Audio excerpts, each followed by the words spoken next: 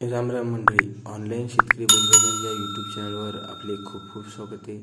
तर मंडळी, आपण या यूट्यूब चॅनलवर नवीन बैलजोड्या किंवा शेतीविषयक माहिती टाकत असतो।